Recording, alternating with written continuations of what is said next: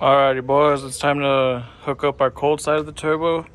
So what I mean is connect this side of the turbo to the intake of the turbo. And we got some parts from CX Racing. I have this here, I don't know, our manifold intake from CX Racing. It's a pretty nice piece, but we gotta extend the bolts in there. And then yeah, that'll bolt up right there. And then I want to run this air to water intercooler. So air will run through here, come out of there, then water will come through the sides and cool down the air as it passes. I'll post a picture of the diagram, give you a basic idea of what I'm trying to go for. And then it's gonna sit somewhere right here as the air passes through. I'm thinking I want to use this bracket here because this is just here for engine removal. I can take this off and then make a bracket that'll bolt up to this, and then this intercooler will have something to be mounted to. And CX Racing gave you these mounting points right here, so I'm gonna use that, and we're gonna make up something to bolt this up about right here, and then we'll connect the rest of the turbo. It'll come around this way kind of, and then same thing, just connect it from here to here. I just cut these pieces out of that plate right there, just the metal I had laying around, and then I'm gonna just make it something like this on both sides so it can wrap around, and then we'll weld it up to here and then mount it on the truck. Here's the intercooler mounted up. I just have it tack welded right now. It's pretty firm right now. This is the blow-off valve pipe that came with the CX Racing turbo kit. I'm probably just gonna make it shorter, and then we can probably run 245-degree angles and just make that fit right there. And then same thing, I'm probably gonna do like a 90-degree. That'll probably be something like that. And then we can just put a 90 on this side and then just either weld that or do something like that. But yeah, need to order some parts. These are some parts I ordered on Amazon. I got two 2.5 45s. Got two of them. I got this 90-degree. It's a 2-inch to 2.5. That'll go there. And then this is from CX Racing. I got it on Amazon. This will go there too. I got to shorten it a little bit, but that'll go there. And then I got some clamps, some T-bolt clamps, and they sent me this. I wanted the 2.5, right? And they gave me the 2-inch, a 2-inch and a 2.5 bag. So I'm gonna have this one laying around. So I'm gonna use that for now. And then yeah, I didn't know they had black ones, but I'm stoked about it because I think it'll look good with black on black. Because like usually they're all chrome, they're like always chrome, so it's pretty cool to see. So I took an inch off the CX Racing pipe, and then now there's no bead at the end. See how there's one here? So I picked up this bead roller on Amazon. I got this on Amazon as well. It was $100. You just gonna put a metal in here, tighten it up, and then we'll crank this, and then I have a new bead on there. Give me a second.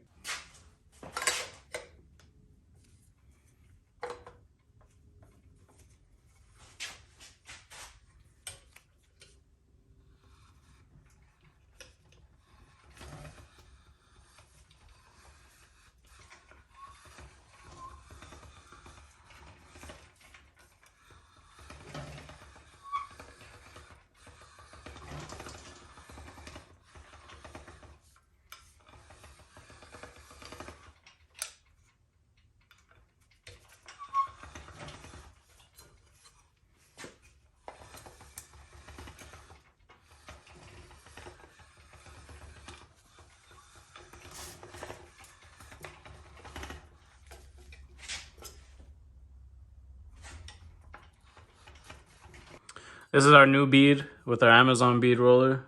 This is the CXRACING side. This is what they do. This is what I do. That looks way nice. I'm gonna run this in there and make it look more crispy. And the whole reason why you want to put beads on there is for when you put your silicone hose and you put your clamp on, it has something to grab onto and it doesn't pop off when you're boosting. And there we go, we got our first piece on there, first half of the turbo. This is too short. I would like it to be a little bit longer, so I'm kind of glad they sent me the wrong one, because now I can order like a foot section and just cut a piece that I need. But yeah, that looks nice already, so let's get this side. Got the other side hooked up. The blow-off valve tube, all I did was took off 2 inches on both sides and then put bead rolls on it. And then this hose, the 45, all I did was probably cut another 2 inches on either side. And this one I left it alone and just hooked everything up. Put our blow-off down. Blow-off is on. Everything's hooked up. Put all the clamps. I do need to go get one for the 2-inch. All these are 2.5 clamps. I forgot to order a 2-inch clamp, so I need to go find something. I'm sure I can find something for that. And then next up, we can hook up our water lines and then start doing pulls. Also, need to figure out our intake air temperature sensor. It goes underneath the air box. I'm probably gonna do the same thing. Just put it underneath the bottom, drill a hole, and then just run the two screws. You can put it in anywhere really. You just need a measurement of the air temperature, so that way the ECU doesn't freak out, and it has all pretty much the same values as before. Like everything's stock really. Like so. Yeah, so the computer doesn't freak out and it's not missing something. We're gonna add that. And here's our intake temperature sensor. All I did was drill 3 holes, remove the bracket from the sensor, put some rivets, added some silicone for intake leaks, vacuum leaks. And yeah, I'm gonna put that back on.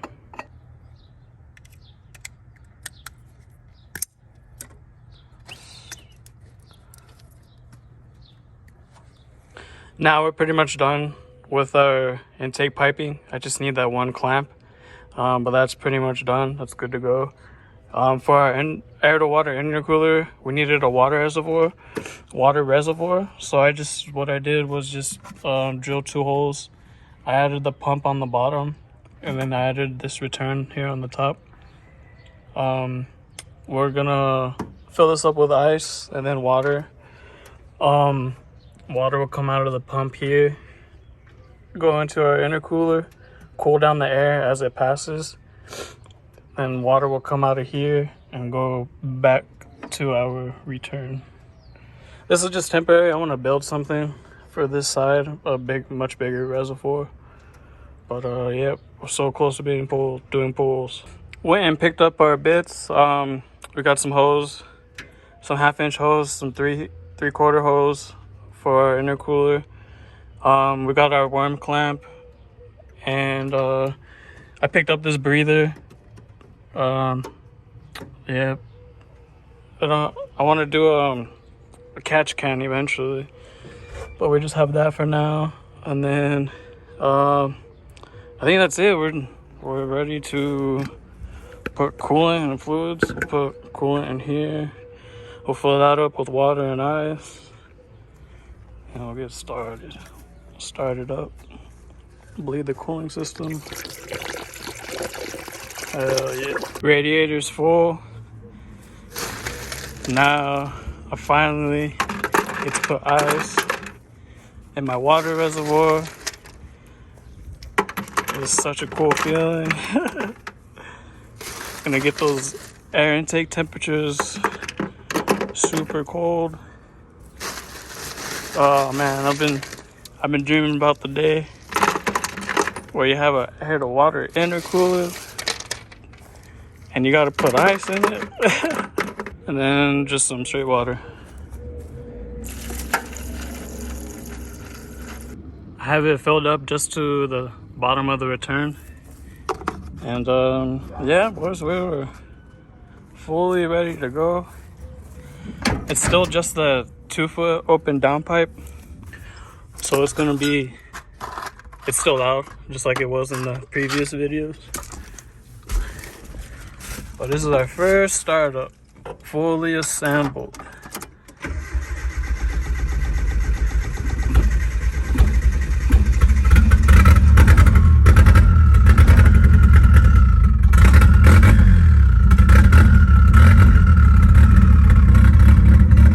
There we go.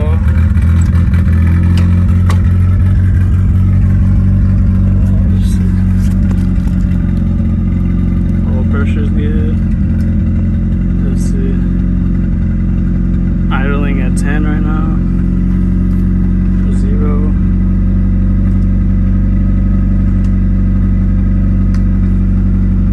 That sounds good.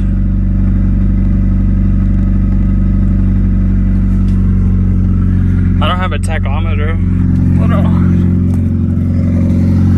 oh shit.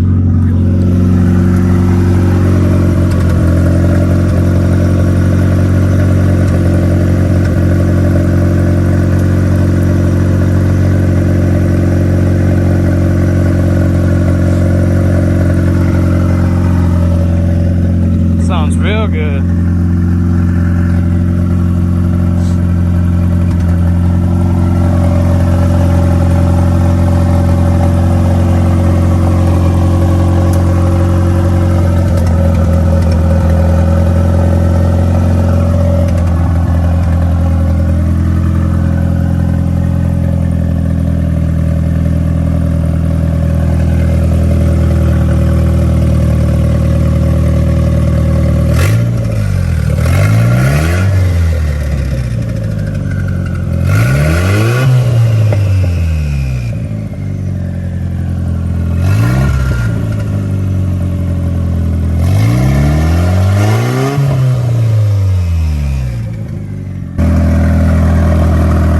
Circulating. That's good. It's nice and cold. Yeah. Our cooling fans are on. That's a good sign. Rallies. Both sides.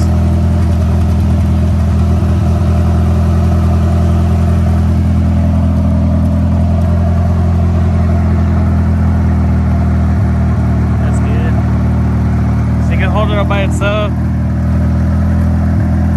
It's pulling air through.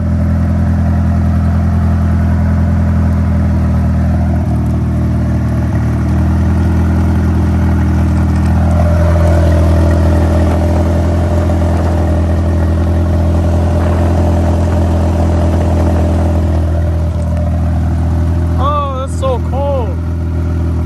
Hell yeah.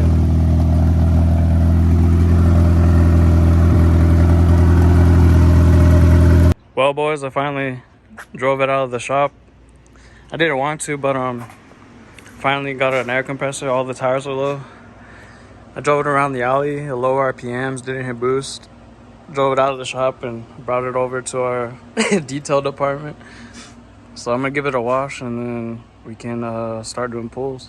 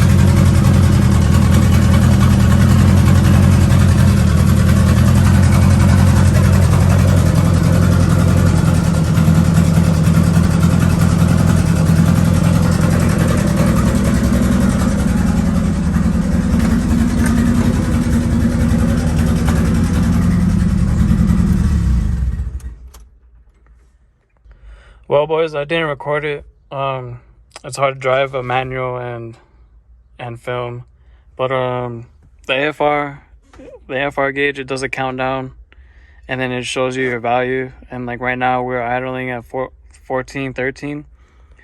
And I went to drive it, did some pulls, and just cruising around. It was cruising around. It was 13, 14 as well. And then the higher RPMs, it was starting to creep up to about 15. I only did about 5 good pulls, and then it made a real good pop, unlike the others. And then it started smoking out of there, like you saw in the last clip. And it started sputtering and had no power. So I'm assuming we fried our piston rings doing a 3rd gear pull. I don't know, our first test drive, and yep, we blew some rings, I'm assuming. I'm gonna pull the spark plugs, we'll check compression and see what's up.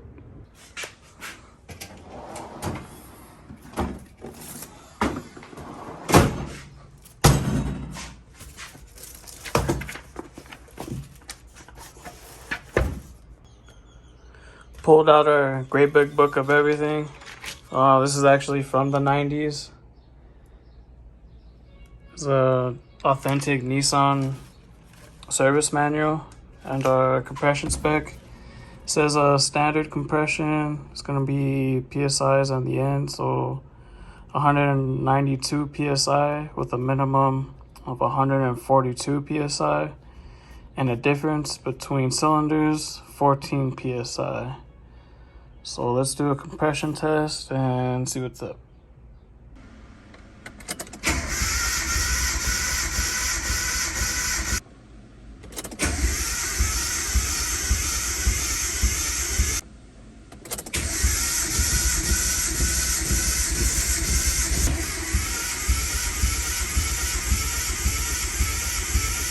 Well, there you have it, boys. Cylinders 2 and 4 are no good. I'm gonna have to pull this engine out and get it rebuilt. CXRACING says that this can be put on a stock motor with stock fuel injectors, but I think it's just old and just couldn't hold up to what we're doing. But whatever, I got videos for you guys now. We'll get this engine out of here. I'll get it to a machine shop, and then I'll build you guys a full race engine. So subscribe to see the build on that. Do a full build, and see you guys on the next one.